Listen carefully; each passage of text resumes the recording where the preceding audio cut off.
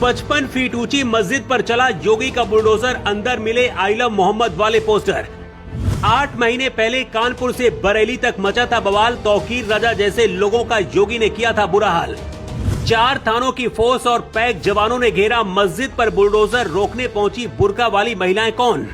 8 महीने पहले पूरे देश में आई लव मोहम्मद के नाम पर बवाल हुआ था। कानपुर से लेकर बरेली में सबसे ज्यादा हिंसा फैलाने की कोशिश की गई, लेकिन संभल की जब इस 55 फीट ऊंची मस्जिद में योगी का बुलडोजर चला, उसके बाद जो हुआ देखकर अधिकारी भी हैरान रह गए। मस्जिद को गिराने जब बुलडोजर पहुंचा तो बुर्का में मुस्लिम महिलाएं वहां पहुंच गयी।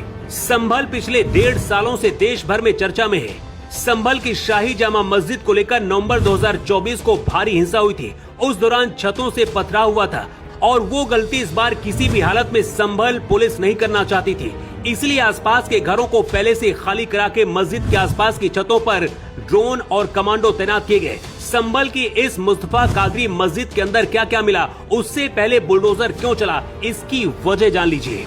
मुस्तफा कादरी मस्जिद संभल जिले के कसेरुआ गांव में, जिसके आसपास के इलाके को पुलिस छावनी में बदल दिया गया। 4 थानों की फोर्स और 60 से अधिक पैक के जवानों को सुरक्षा के लिए उतारा गया। खुद संभल के जिलाधिकारी अंकित खंडेलवाल और एसपी कृष्ण कुमार बिश्नोई ने मोर्चा संभाला। 55 फीट ऊंची इस मस्जिद को गिराने की कार्रवाई के दौरान कोई हिंसा न हो, कोई पथराव न किया जाए, इसलिए आसपास के मकानों को पहले खाली कराया गया। इसके साथ ही गांव की सभी ऊंची छतों पर पुलिस के सशस्त्र जवानों और दूरबीन और दंगा रोधी उपकरणों के साथ तैनात किया गया।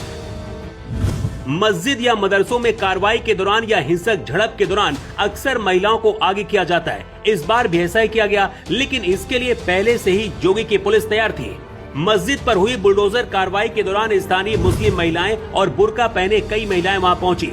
बुलडोजर को रुकवाने के लिए विरोध करने लगी, लेकिन बुर्कापोश महिलाओं के विरोध प्रदर्शन को संभालने के लिए भारी संख्या में पहली महिला पुलिसकर्मियों को भी वहां पर तैनात कर दिया गया था। सांसद जियाउर बर्क रहमान, जिन पर संभल में हिंसा भड़काने के आरोप लगे थे, उन्होंने कहा कि मस्जिद को बचाने के लिए उनकी तरफ से हर संभव कानूनी प्रयास किए जा रहे थे। मस्जिद कमेटी के इस आदेश के खिलाफ अपील भी दायर की थी, लेकिन प्रशासन ने किसी भी कानूनी दलील को नहीं सुना और जल्दबाजी में इस पवित्र धार्मिक स्थल को जमींदोज कर दिया गया। असदुद्दीन ओवैसी ने भी विरोध जताया है, लेकिन इस मस्जिद को बुलडोजर से क्यों गिरा दिया गया, इसकी बड़ी वजह है।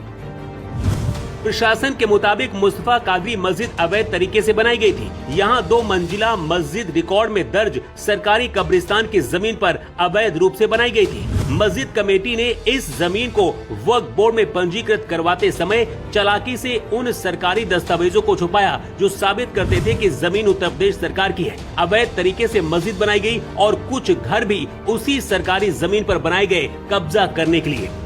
धोखाधड़ी और जालसाजी के आरोप में प्रशासन ने मस्जिद कमेटी के 7 सदस्यों के खिलाफ नामजद FIR भी दर्ज की है। लेकिन असली मोड़ तब आया जब बुलडोजर चलाने के दौरान मस्जिद के अंदर से आई लव मोहम्मद के पोस्टर और बैनर मिले। पिछले साल पूरे देश में आई लव मोहम्मद को लेकर बवाल हुआ था। मौलाना तौकीर रजा अभी भी जेल में बंद है। आई लव मोहम्मद के पोस्टर लिए खुद मीडिया के सामने SP KK बिश्नोई आए। उन्होंने कहा कि इसकी जांच होगी, कहां से पोस्टर आए और क्यों आए। मस्जिद प्रेयर की जगह होती है, लेकिन क्या हिंसा फैलाने की साजिश के लिए इसका इस्तेमाल किया जा रहा था, इसकी भी जांच अब होगी।